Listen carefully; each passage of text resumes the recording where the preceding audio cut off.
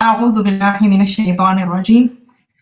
लैसा नहीं है, अलबर्रा नेकी, अन के तुवल्लु तुम फेर लो, वुजूहकुम अपने चेहरों को, क़िबला तरफ, अल मशरिक़ी मशरिक़ के, वल मग़रिबी और मग़रिब के, वलाकिन्ना और लेकिन, अलबर्रा नेकी इसकी है, मन जो आमना ईमान लाए, बिल्लाहि अल्लाह पर, वल यौमिल आखिर और आखिरी दिन पर,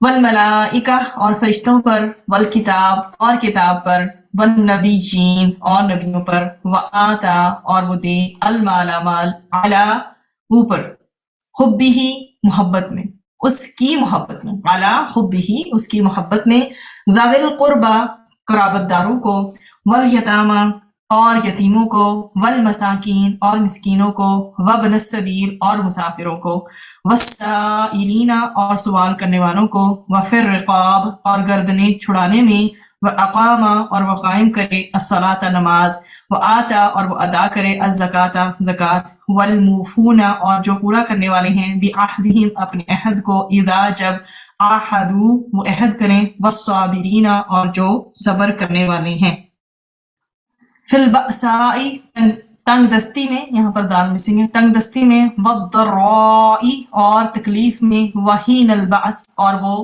किस वक्त में, जंग के वक्त में, वहीना और वक़्त अलबास जंग के, उलाइका यही वो लोग हैं, अल्लज़ीना जिन्होंने, सदक़ू सच कहा, व उलाइका और यही वो लोग हैं, हुम वो, अलमुत्तक़ून जो मुत्तकी हैं। नेकी ये नहीं है कि तुम अपने चेहरे मशरिक और मगरिब की तरफ फेर दो। पूरी आयत का मैं मुहावरा तर्जमा कर रही हूँ आपके लिए, थीम वाज़ह करने के लिए, उसके बाद हम इसकी तशरीह की तरफ चलेंगे। तो नेकी ये नहीं है कि तुम अपने चेहरे मशरिक और मगरिब की तरफ फेर दो, लेकिन असल नेकी इसकी है जो अल्लाह ताला, मतलब असल नेकी को अब बयान किया जा रहा है कि असल नेकी उसकी है जो अल्लाह ताला पर ईमान लाए, मतलब जो आदमी, जो इंसान अल्लाह ताला पर क्या करे, ईमान लाए, और आखिरत के दिन पर, फरिश्तों पर, किताब पर और नबियों पर ईमान लाए, और माल दे उसकी मोहब्बत के बावजूद। माल से मोहब्बत सबको होती है, क्या करे, माल दे उसकी मोहब्बत के बावजूद, किनको, रिश्तेदारों को, यतीमों को, मिस्कीनों को, मुसाफिरों को, सवाल करने वालों और गुलामों को छुड़ाने में, और नमाज कायम करने में, ज़कात अदा करने में, अपने क्या करे, अपने अहद जो है, अपने वादे पूरे करे, जब वो अहद करें, और तंगदस्ती, तकलीफ और लड़ाई के वक्त सब्र करने वाले हों। एक तो है अहद पूरा करना मुश्किल हो, ठीक है, फिर भी वो अहद को पूरा करें, तंगदस्ती के बावजूद देने वाले बने, और तकलीफ और लड़ाई के वक्त में भी क्या करें, सब्र करने वाले हों। यही लोग हैं जिन्होंने सच कहा, और यही लोग मुत्तकी हैं। अब इंशाल्लाह हम इस आयत को देखते हैं। लैसल बिर्रा, जहां से आयत का आगाज हो रहा है। सबसे पहले तो इसमें जो भी मुश्किल वर्ड्स हैं उनको देख लीजिए। अर्रिकाब, आपके सामने लफ्ज आया इसमें, वफिर रिकाब में अर्रिकाब को देखिए, रा काफ और बा है, गर्दने, ठीक है, रकाबातुन वाहिद होता है, ठीक है, अर्रिकाब गर्दने हैं, जमा है उसकी, और इसका मीनिंग क्या है, मुराद ये है कि मुआवजा देकर गुलामों को आजाद कराना, ठीक है, मुआवजा देकर गुलामों को आजाद करवाना। फिर दूसरा इसमें लफ्ज जो है एक और भी, अलबसा, बा हमजा सीन से है ये, और सख्ती, तंगदस्ती, मुफलिसी सब इसमें आ जाते हैं। फिर अद्दर्राई, दौद रॉ से है, इसमें तकलीफ, दुख, दर्द, मुसीबत सब इसमें आते हैं। फिर आगे अलबास है, इसमें जंग का माना है, क़िताल का माना है, लड़ाई का माना है, ठीक हो गया। अब बात यह है कि जब मुसलमानों का क़िबला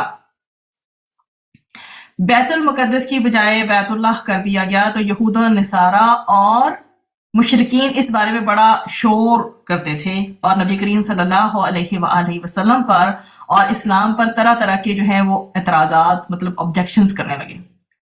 इस आयत में तहवील क़िबला के बारे में बहस को ये कहकर ख़त्म कर दिया गया कि तुम्हारे ख्याल में दीन का वो जो तमाम तर इन्हिसार है वो इस बात पर है कि अपने चेहरे को किसी स्पेसिफिक साइड पर ले जाओ, ठीक है, اس آیت میں اس بحث کو، یہ جو مباحثہ تھا، جو آرگیومنٹ تھا ان کا، یہ کہہ کر ختم کر دیا گیا کہ تمہارے خیال میں دین کا تمام تر انحصار اس بات پر ہے کہ نماز میں انسان کا رخ مغرب کی طرف ہو یا مشرق کی طرف ہو۔ تم نے صرف سمت کو، ایک جہت ہے، ایک سمت ہے، اس کو دین کا مقصد بنا لیا ہے، حالانکہ اصل بھلائی اور ثواب اللہ تعالیٰ کی اطاعت میں ہے۔ اپنی ذات کے اعتبار سے مشرق و مغرب یا کسی اور سمت کی کوئی اہمیت نہیں ہے، اس کی اپنی ذات میں، اس چیز کی اپنی ذات میں، چاہے مشرق ہو یا مغرب، ٹھیک ہے، یا کسی اور سمت کی طرف ہو، اس میں کسی سمت کی کوئی اہمیت نہیں ہے۔ اللہ تعالیٰ جس جانب رخ کرنے کا حکم دے اسی کی تعمیل میں ثواب ہے۔ جب تک بیت المقدس کی طرف رخ کرنے کا حکم تھا تو اس میں ثواب تھا، اور جب بیت اللہ کی طرف رخ کرنے کا ارشاد ہوا ہے تو اب وہی ثواب ہے۔ تو مشرق و مغرب کا خاص طور پر اس لیے ذکر کیا گیا کہ یہود مغرب کی طرف اور نصارہ مشرق کی طرف منہ کیا کرتے تھے۔ تو یہی چیز یہاں واضح کر دی گئی ہے، لیس البر، نیکی یہ نہیں ہے، یہ وہ نیکی نہیں ہے جو اللہ تعالیٰ کو اپنے بندے سے مطلوب ہے۔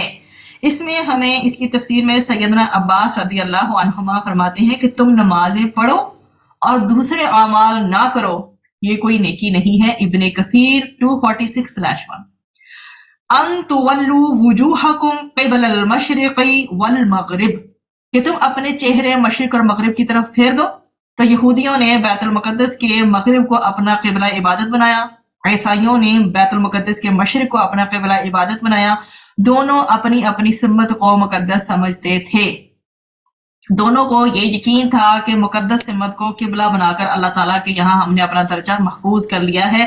یہاں پر اس لیے بھی یہ بتایا یہ ڈیٹیل کہ مشرق اور مغرب کی طرف رخ کرنا حقیقی نیکی نہیں ہے۔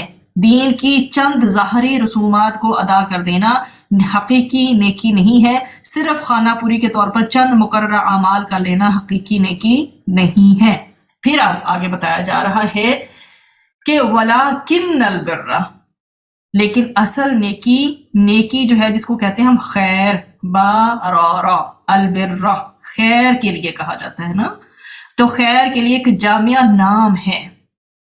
اللہ تعالیٰ کی اطاعت کے کام میں جو دل پختہ ہو جائیں، تو اللہ تعالیٰ کی اطاعت اور خیر کے سارے کام جو اللہ تعالیٰ کے قریب کریں، ثواب کا باعث بنیں اور جنت تک پہنچا دیں۔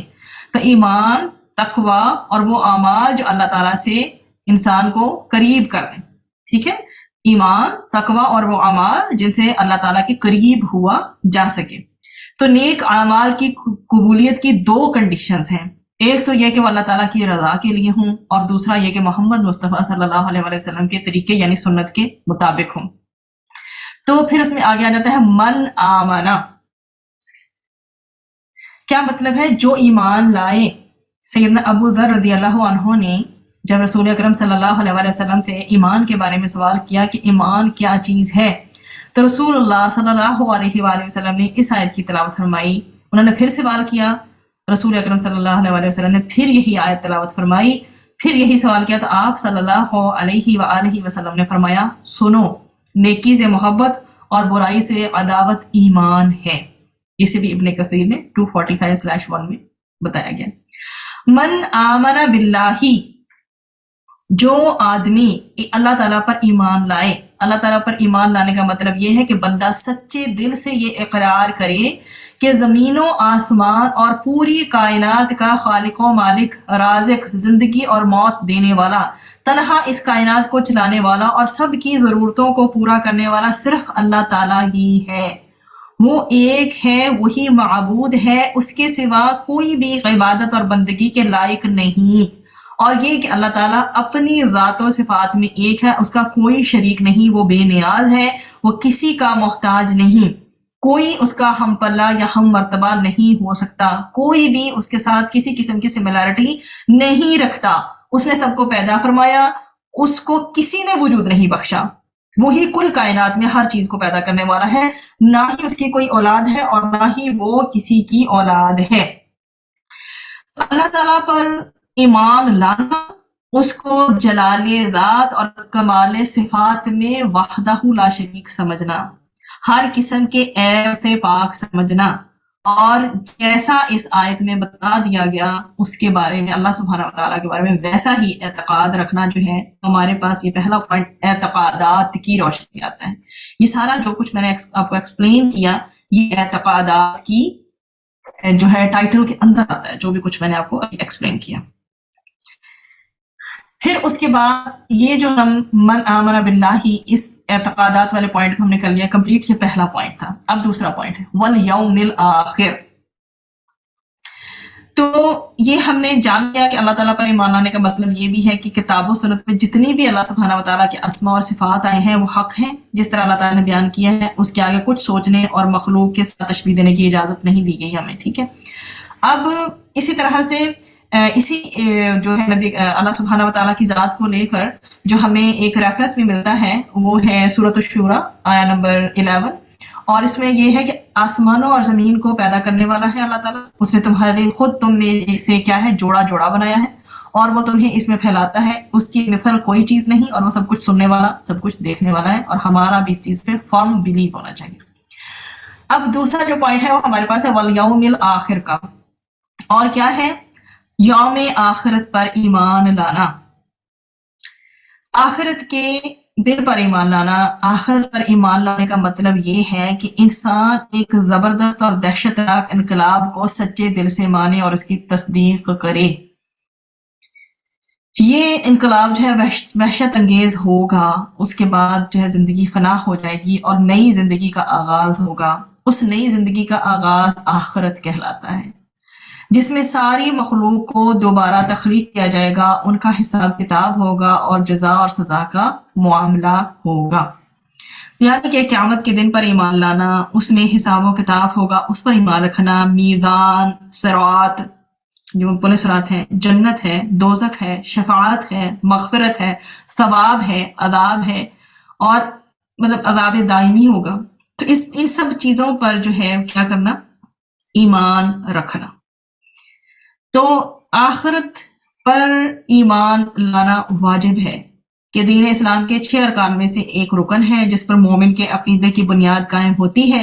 آخرت پر ایمان لائے بغیر ایمان مکمل نہیں ہوتا، اور نہ ہی اصلاح اور نہ استقامت نصیب ہوتی ہے۔ یہ ہمارا ہو گیا دوسرا پوائنٹ، والیوم الآخر، یوم آخرت پر ایمان لانے کے حوالے سے۔ اب اگلا ہمارا پوائنٹ ہے والملائکہ، اور کس پر ایمان لانا؟ فرشتوں پر ایمان لانا۔ یہ اعتقاد رکھنا کہ وہ اللہ تعالیٰ کی مخلوق ہیں، نور سے پیدا ہوئے ہیں، جسم و روح والے ہیں، نہ کھاتے ہیں نہ پیتے ہیں، نہ نکاح کرتے ہیں، نہ اللہ تعالیٰ کی نافرمانی کرتے ہیں، جو ان کو حکم ہوتا ہے وہ وہی کرتے ہیں، ان میں سے بعض اللہ تعالیٰ کے قاصد ہیں، انبیاء کے پاس وہی لاتے تھے۔ تو فرشتوں پر ایمان لانا، فرشتوں پر ایمان لانے کا مطلب یہ ہے کہ انسان سچے دل سے یقین رکھے کہ فرشتے اللہ تعالیٰ کی غیبی اور نوری مخلوق ہیں، اللہ تعالیٰ نے اپنی عبادت کے لیے پیدا فرمایا ہے، اور ان کے ذمہ جو بھی کام لگا دیے ہیں اس کو وہ انجام دیتے ہیں۔ اس میں ہمیں سورۃ التحریم میں بھی یہ اس چیز کا ریفرنس ملتا ہے آیہ نمبر 6 میں کہ اے لوگوں جو ایمان لائے ہو، اپنے آپ کو اور اپنے گھر والوں کو آگ سے بچاؤ، جس کا ایندھن آدمی ہے اور پتھر ہے، جس پر تند مزاج سخت گیر فرشتے مقرر ہیں، جو اللہ تعالیٰ کی نافرمانی نہیں کرتے اور انہیں جو حکم دیا جاتا ہے وہی کرتے ہیں۔ پھر الملائکہ کا فرشتوں پر ایمان لانے کا پوائنٹ کمپلیٹ ہوا۔ آگے ہے والکتاب، اور کتاب پر ایمان لانا۔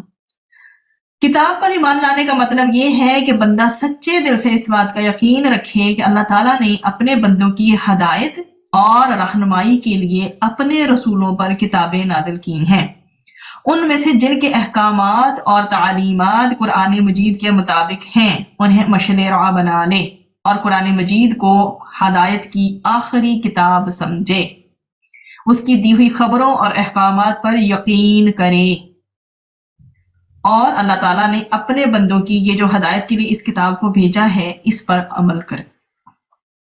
تو کتاب پر بیسیکلی ایمان لانے کا جو یہاں پہ تذکرہ ہے وہ قرآن مجید کے بارے میں ہی ہے۔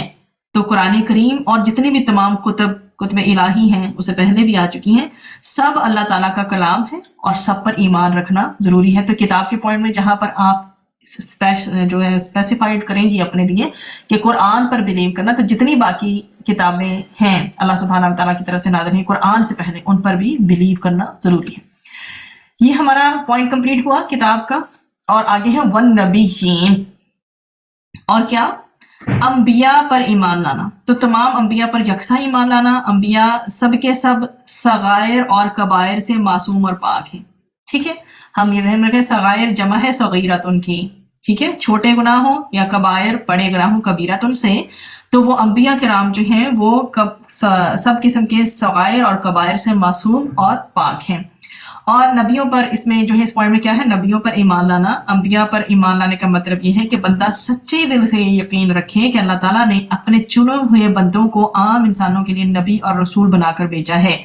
تو انبیاء جو ہے وہ حق کی دعوت دینے، جتنے بھی انبیاء ہیں یا رسول ہیں وہ حق کی دعوت دینے کے لیے، خوشخبری سنانے کے لیے آئے، اللہ تعالیٰ کے عذاب سے ڈرانے والے تھے۔ اور اس سلسلے کی سب سے آخری کڑی جو ہے وہ نبی کریم حضرت محمد مصطفیٰ صلی اللہ علیہ وآلہ وسلم ہے، اور اب نبوت جو ہے وہ ختم ہو چکی ہے، وہ خاتم النبیین ہے۔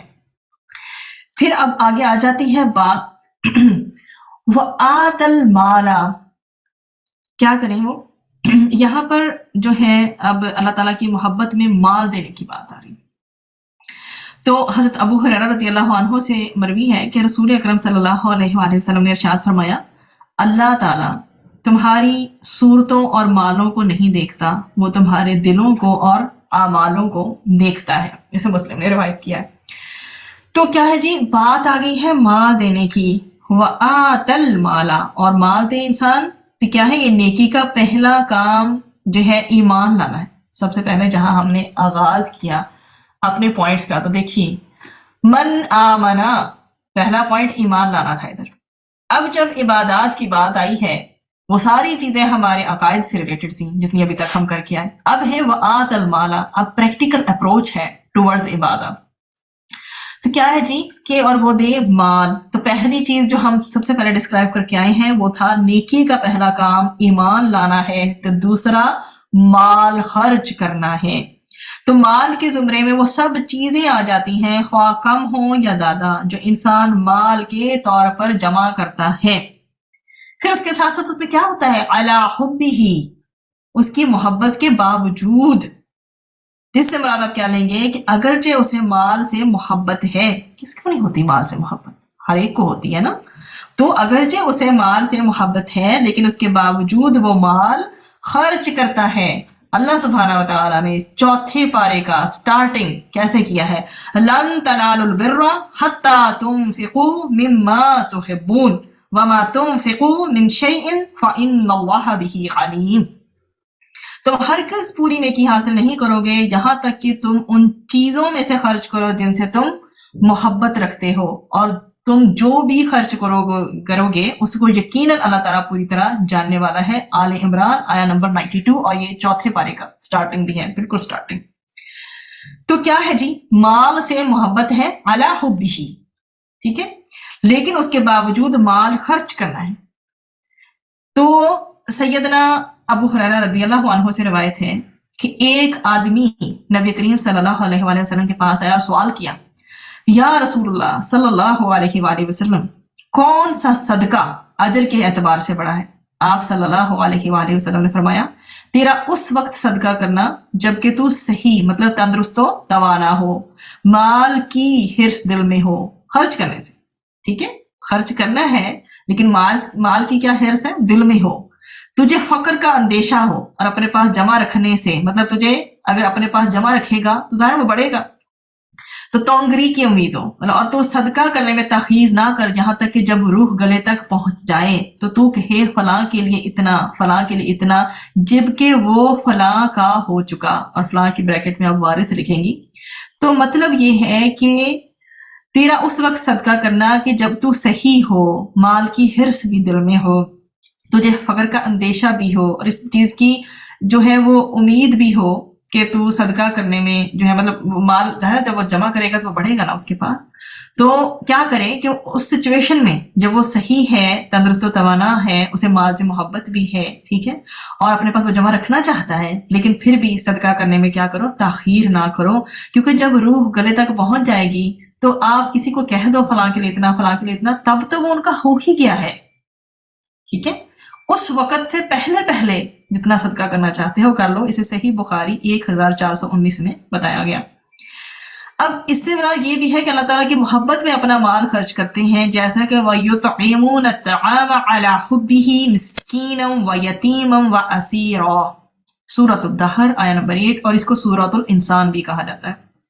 اور وہ اس کی محبت میں مسکین اور یتیم کو اور قیدی کو کھانا کھلاتے ہیں. تو جب انسان کے اندر ایمان گہرا اتر جائے تو وہ اللہ تعالیٰ کی محبت اور شوق میں اپنا مال ضرورت مندوں کو دے دیتا ہے اور انسانوں کو مصیبت سے نجات دلانے کے لیے دیتا ہے. یہاں اللہ تعالیٰ کی محبت میں مال خرچ کرنے کے لیے راستوں کی وضاحت کر دی گئی کہ آپ کہاں کہاں جو ہے نا مال کو خرچ کریں. اب جو ہے آگے ہم اس چیز کو دیکھنے لگے ہیں کہ ذوی القربہ ہمارے پاس جو ہے وہ کیٹیگری ہے. ذوی القربہ اس سے مراد کیا ہے؟ رشتہ دار ہیں. تو اس میں سب طرح کے رشتہ دار شامل ہیں، خواہ ان سے کوئی نسبی تعلق ہو یا عائلی ہو. تو اللہ تعالیٰ نے رشتہ داروں کو اوروں پر اس لیے مقدم فرمایا کہ دوسروں کے مقابلے میں ان کو دینا زیادہ بہتر اور موجب ثواب ہے، مطلب کہ انسان کو ثواب زیادہ ملتا ہے. اس میں ہے کہ حضرت ابو ہریرہ رضی اللہ عنہ سے مروی ہے کہ رسول اکرم صلی اللہ علیہ وآلہ وسلم نے فرمایا، بہت خوبصورت حدیث ہے، اسے غور سے سنیے گا. کیا فرمایا نبی کریم صلی اللہ علیہ وسلم نے کہ اگر تو 1 دینار اللہ تعالیٰ کی راہ میں خرچ کرے اور 1 دینار مسکین کو دے اور 1 دینار اپنے اہل کو دے تو ان میں سب سے زیادہ ثواب اس دینار کا ہے جو تو نے اپنے اہل پر کیا. کیا ہے جی؟ کہ 1 دینار اللہ تعالیٰ کی راہ میں خرچ کیا ہے اور 1 دینار مسکین کو دیا ہے، 1 دینار اپنے اہل کو، تو ان میں سے سب سے زیادہ ثواب اس دینار کا ہے جو تو نے اپنے اہل پر صرف کیا. یہ مسلم میں مینشنڈ ہے. اب اس میں ایک ہی حدیث ہوگی، ایک میں مختصر ہے اور دوسری جگہ تفصیلاً ہے، اور مقصد انڈرسٹینڈ کرنا ہے. میں دونوں نریشنز کو سامنے رکھتی ہوں.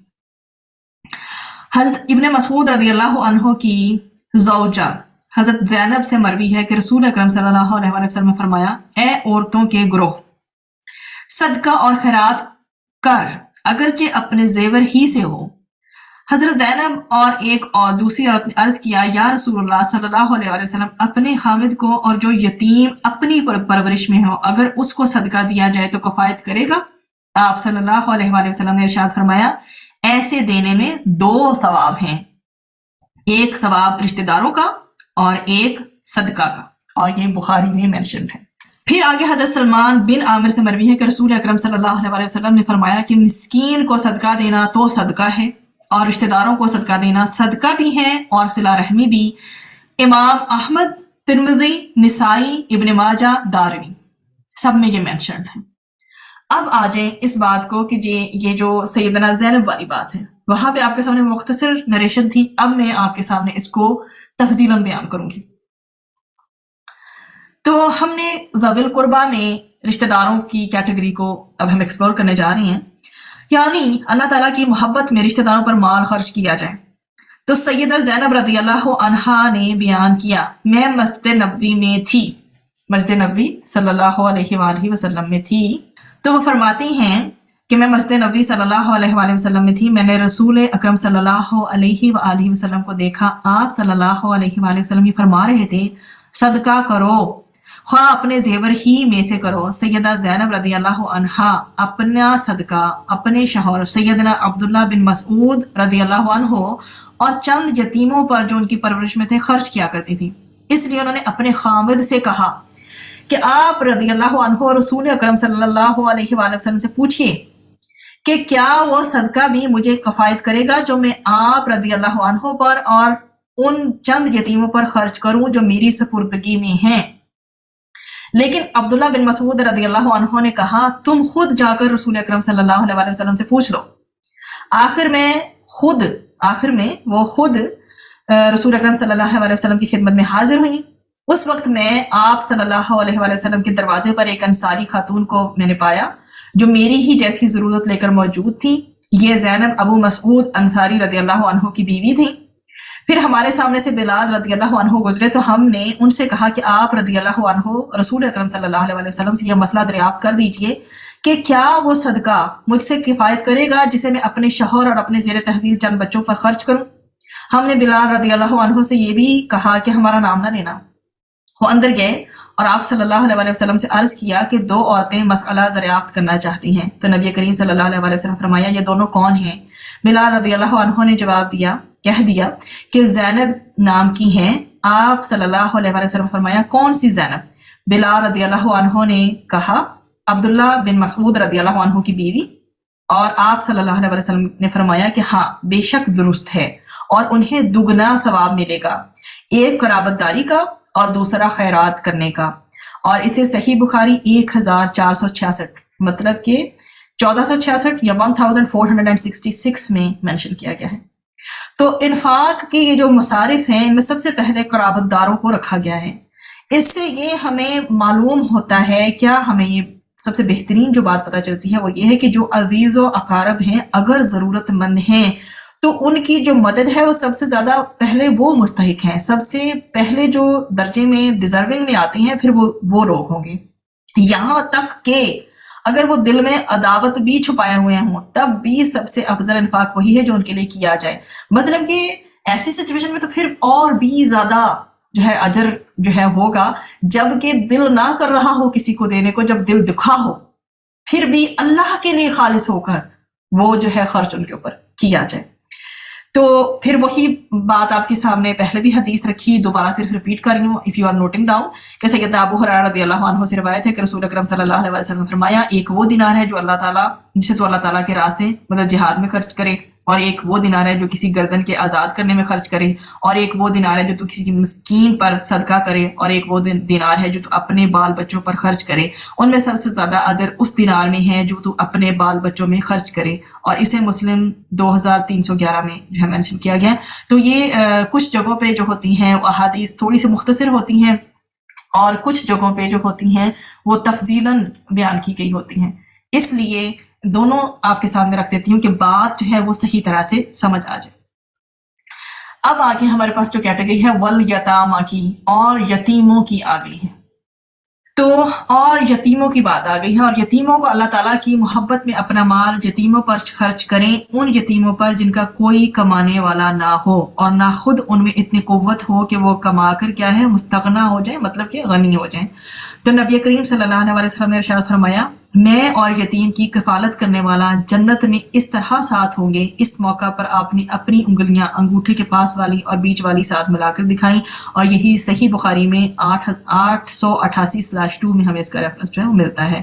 تو قرابت دار ہوتے ہیں ان کے بعد جو ہے اگلا ذکر جو ہے اسلامی معاشرہ میں یتیموں کا ہے، جو اس چیز کو واضح کرتا ہے کہ اپنے عزیزوں کے بعد پہلی نظر جو ہے آدمی کی ان بچوں پر پڑنی چاہیے جو کہ ماں باپ کی شفقت سے محروم ہو چکے ہیں اور جن کی کفالت اور تربیت کی ساری ذمہ داری جو ہے وہ معاشرے پر اب آ گئی ہے. تو پہلے اس میں یہ سمجھ لیں کہ یتیم کس کو کہتے ہیں. ہر عمر کا انسان یتیم نہیں کہلائے گا، ٹھیک ہے. یتیم اس بچے کو کہتے ہیں جس کا باپ بالغ ہونے سے پہلے مر جائے یا گم ہو جائے اور اس کا کوئی بھی کمانے والا نہ ہو اور نہ ہی وہ خود روزی کما سکتا ہو، ٹھیک ہے. یتیم اس بچے کو کہتے ہیں جس کا باپ بالغ ہونے سے پہلے مر جائے یا خدا نخواستہ کسی انسیڈنٹ کی وجہ سے گم ہو جائے اور کوئی اس کا کمانے والا نہ ہو اور نہ ہی وہ خود روزی کما سکتا ہو. تو اس میں ایک حدیث کی روشنی میں یہ بھی مینشن ہے واضح ورڈز کے ساتھ کہ بلوغت کے بعد یتیمی نہیں رہتی. نبی کریم صلی اللہ علیہ وسلم نے وہی آپ کے سامنے میں نے جو ہے ارشاد فرمایا ہے ان کا، نبی کریم صلی اللہ علیہ وسلم کا. اور ایک مزید بخاری، احمد، ابو داؤد اور ترمذی میں بھی یہی الفاظ آئے ہیں کہ میں اور یتیم کی کفالت کرنے والا جنت میں اتنے قریب ہوں گے جیسے کہ شہادت کی انگلی اور درمیانی انگلی سے قریب ہیں، جتنی وہ قریب ہیں. اس میں جو ہے حضرت اسما بنت ابو بکر رضی اللہ عنہ فرماتی ہے کہ میری ماں میرے پاس آئی اور وہ مشرکہ تھی. میں نے رسول اکرم صلی اللہ علیہ وسلم سے پوچھا یا رسول اللہ صلی اللہ علیہ وسلم میری ماں آئی ہے اور وہ مشرکہ ہے، میں اس کے ساتھ کیا معاملہ کروں؟ آپ صلی اللہ علیہ وسلم نے فرمایا اس کے ساتھ کیا کرو؟ اس کے ساتھ صلہ رحمی کرو۔ تو یہ ہمارے پاس جو کیٹیگری آ گئی وہ آ گئی یتیموں کی۔ اس کے بعد ہماری نیکسٹ کیٹیگری ہے والمساکین، سین کاف نون سے نکلا ہے، اور مسکینوں کو۔ اچھا، اب جو مسکین ہے، مسکین وہ ہے جس کے پاس اتنا نہ ہو کہ اس کے کھانے پینے، پہننے اوڑھنے، رہنے سہنے کو کافی ہو سکے، اس کے ساتھ بھی کیا سلوک کیا جائے؟ حسن سلوک کیا جائے، جس سے اس کی حاجت پوری ہو اور وہ فقر و فاقہ اور قلت و ذلت کی حالت سے بچ سکے۔ ابو ہریرہ رضی اللہ عنہ سے مروی ہے کہ رسول اکرم صلی اللہ علیہ وآلہ وسلم نے ارشاد فرمایا کہ مسکین صرف وہی نہیں جو مانگتا پھرتا ہو اور ایک ایک دو دو کھجوریں یا روٹی کے ایک یا دو دو لقمے لے جاتا ہو، بلکہ مسکین وہ بھی ہے جس کے پاس اتنا نہ ہو کہ اس کے سب کام نکل جائیں، نہ وہ اپنی حالت ایسی بنائے جس سے لوگوں کو علم ہو جائے کہ ان میں سے کوئی اس کو کچھ دے دے۔ ٹھیک ہے جی، تو اور اس میں خاص رسول اکرم صلی اللہ علیہ وسلم کا جو ارشاد ہے آپ کے سامنے میں نے اس کو واضح کر دیا کہ مسکین وہ نہیں ہے جو کیا ہے سوال کرنے کے لیے لوگوں کے پاس چکر لگاتا ہے، جیسے ایک لقمہ اور دو لقمہ یا ایک کھجور اور دو کھجوریں واپس کر دیتے ہیں، یعنی کوئی دیتا ہے کوئی نہیں دیتا، لیکن واقعی مسکین وہ ہے جو ایسی چیز نہیں پاتا جو اسے بے نیاز کر دے، اور اسے پتہ بھی نہیں چلتا کہ تاکہ مطلب اسے پتہ بھی نہیں چلتا تاکہ اس پر صدقہ کیا جائے اور وہ سوال کرنے کے لیے بھی کھڑا رہے۔ اس میں بھی ہمیں بخاری کا ریفرنس جو ہے وہ 200/1 کا ملتا ہے۔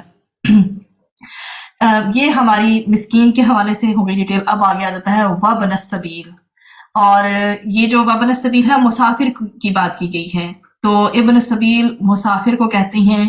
یہاں وہ مسافر مراد ہے جو اپنے اہل و عیال سے الگ ہو اور اس کے پاس سفر جو ہے خرچ کے لیے مطلب خرچ کرنے کے لیے سفر میں موجود نہ ہو کچھ بھی، ٹھیک ہے، جو اپنے اہل و عیال سے پہلی بات ہے الگ ہے اور اس کے پاس سفر کے لیے خرچ نہ رہا ہو، ایسے مسافروں کو اتنا دیا جائے کہ وہ اطمینان سے اپنے وطن پہنچ جائیں۔ اسی طرح وہ شخص جو اللہ تعالیٰ کی اطاعت میں سفر کر رہا ہو اسے جانے آنے کا خرچ دینا چاہیے، یا مہمان بھی اسی کیٹیگری میں آتے ہیں۔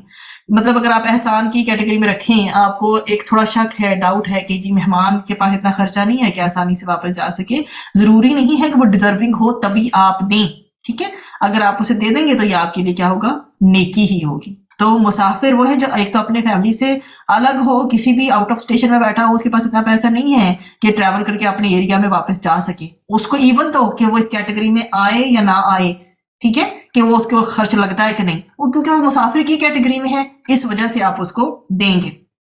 تو مسافروں کو، مسافر وہ جو آپ کو بتایا کہ اپنے گھر سے دور ہو، اپنے مسافر ہونے کی بنا پر وہ مدد کا مستحق ہے، ٹھیک ہے، اپنے ٹریولر ہونے کی وجہ سے، خواہ وہ صاحب استطاعت ہو یا غیر صاحب استطاعت ہو۔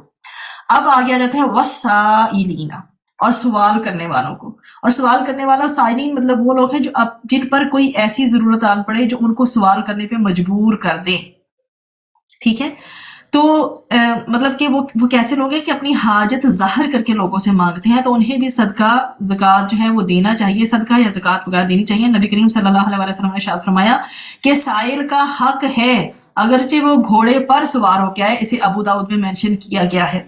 اسی طرح سے ایک اور روایت میں یہ بھی ہے کہ آپ صلی اللہ علیہ وسلم نے فرمایا کہ اے ام مجید، اگر تجھے بکری کے جلے ہوئے کھر کے سوا کچھ میسر نہ ہو تو وہی دے دے۔ اسے احمد، داؤد اور ترمذی سب میں مینشن کیا گیا ہے۔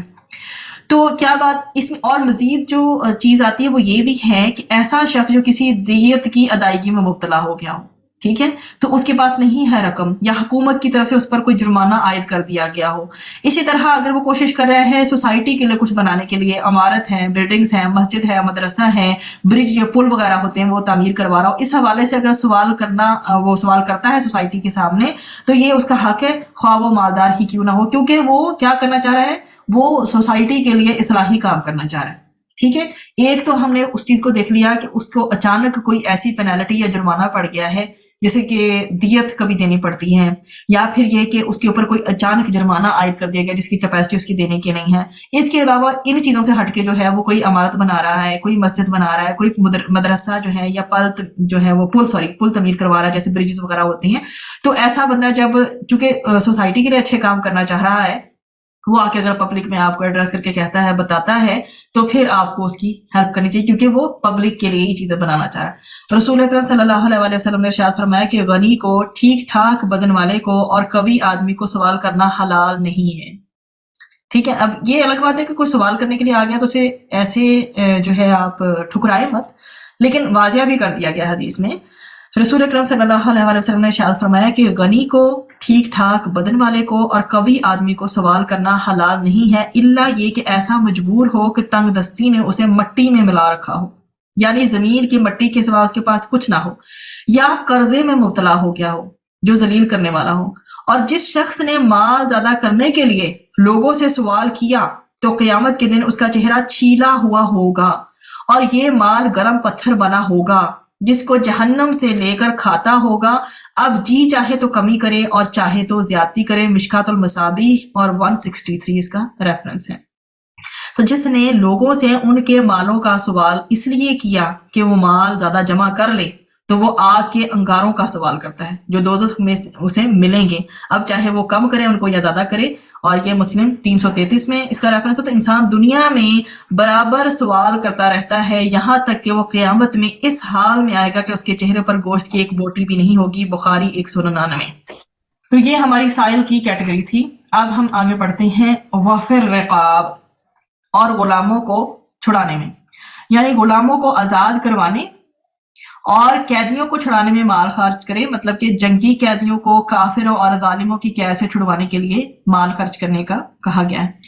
تو غلاموں کو آزاد کروانے کی چیز اس میں آ گئی، خواہ وہ غلام ہو جن نے اپنے مالکوں کو لکھ دیا ہو کہ اگر ہم تمہیں اتنا دے دیں تو ہمیں آزاد کر دیں، لیکن پھر بھی بیچارے اتنا ادا نہ کر سکے تو ان کی امداد کر کے انہیں آزاد کروانا، تو اس طرح سے یہ گردنیں چھڑانے کی کیٹیگری میں آ جاتا ہے۔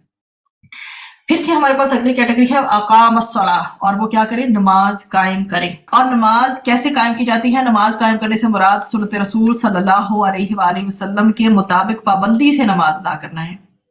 ٹھیک ہو گیا؟ اپنے مال پر زکوٰۃ واجب ہونے پر مستحق کو ادا کرنا، مطلب نماز اور زکوٰۃ افضل عبادات میں سے ہیں۔ آگے پھر ہمارا جو ہے وہ زکوٰۃ کا پوائنٹ شروع ہو جائے گا، فی الحال صرف ہم جو ہے نماز کو دیکھ رہے ہیں۔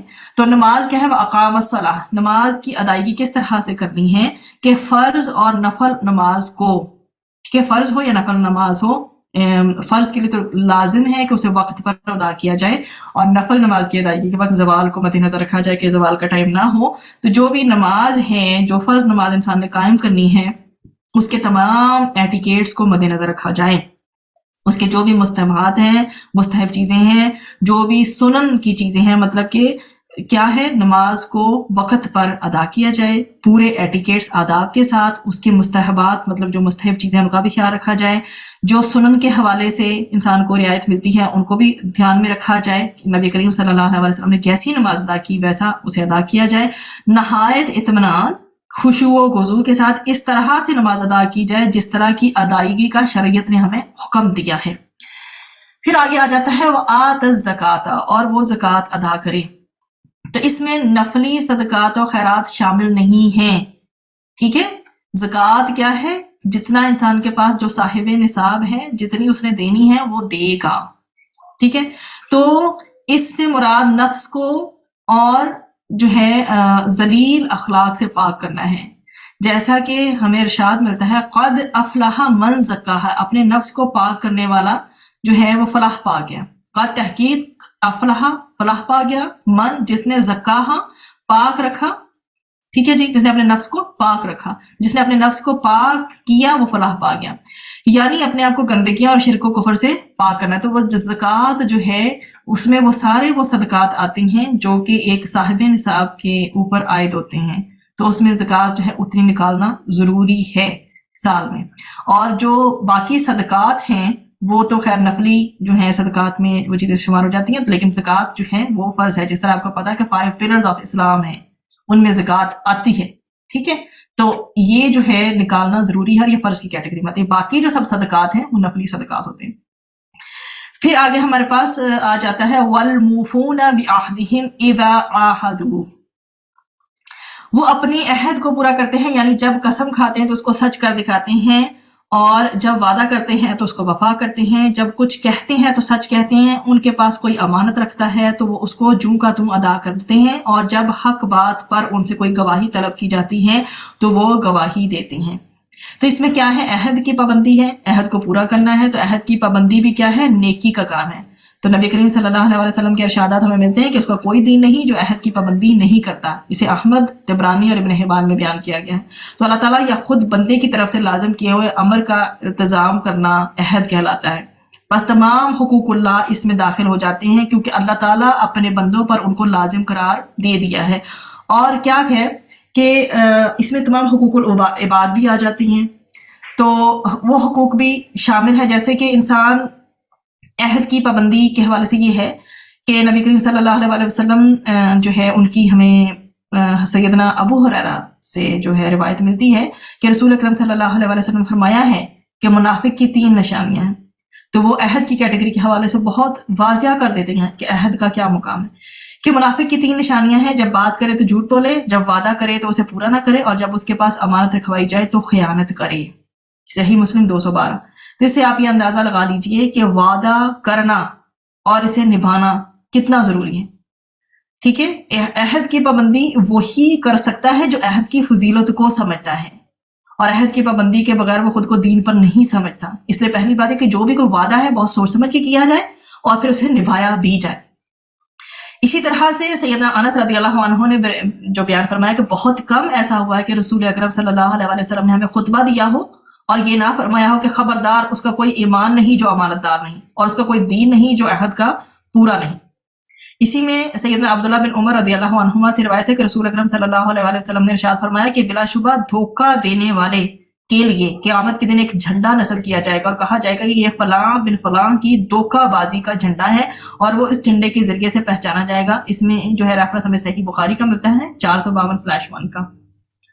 اس میں مزید ایک اور جو ہے ہمیں حدیث ملتی ہے کہ رسول اکرم صلی اللہ علیہ وآلہ وسلم نے ارشاد فرمایا کہ جس کسی بندے کو اللہ تعالیٰ کی کسی رعیت کا رائی بنائے، جس کسی بندہ کو اللہ تعالیٰ کسی رعیت کا رائی بنائے، مطلب بریکٹ میں آپ یہ لکھیں یعنی صاحب اقتدار بنا کر عوام کی نگرانی اور خیرخواہی اس کے سپرد کر دے، پھر وہ اس کی خیرخواہی نہ کرے تو وہ شخص جنت کی خوشبو نہ دیکھے گا.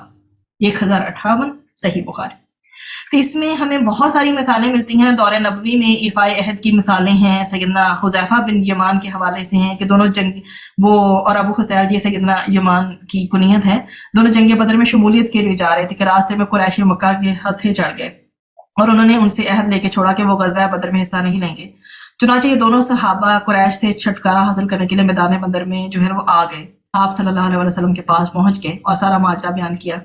اس وقت مسلمانوں کی تعداد بہت کم تھی اور آپ صلی اللہ علیہ وسلم کو ایک ایک آدمی کی شدید ضرورت تھی، لیکن اس کے باوجود آپ صلی اللہ علیہ وسلم نے ان دونوں کو واپس چلے جانے کا حکم دیا. فرمایا تم اپنا عہد پورا کرو، اللہ تعالیٰ ہماری مدد کرے گا.